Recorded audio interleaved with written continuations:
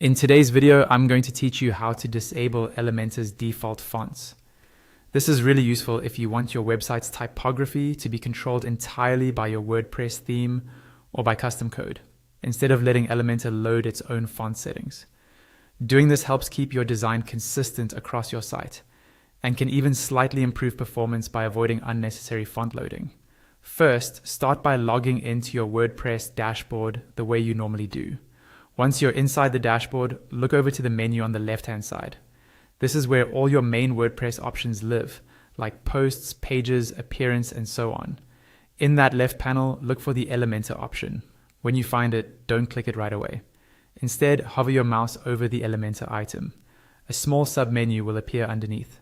From that list of options, choose the one labeled Editor. Go ahead and click that. You'll now be taken to Elementor's own dashboard area inside WordPress. This is where you can configure Elementor's global settings. Again, look over to the left-hand side of the screen. You should see a menu specifically for Elementor. From this Elementor menu, click on Settings. This will open up a page with several tabs along the top. By default, you should land on the General tab, which is exactly where we need to be.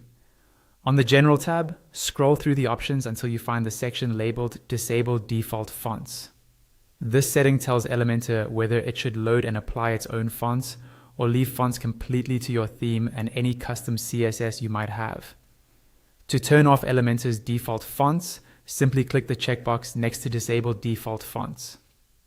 When this box is checked, Elementor will stop overriding your theme's typography with its own settings. This is especially important if you've already carefully chosen fonts in your theme customizer, or you're using a design system that relies on global font settings. Once you've checked that box, don't forget to save your changes. Look toward the bottom left of the page for the Save Changes button and click it. Wait a moment for WordPress to confirm that your settings have been updated.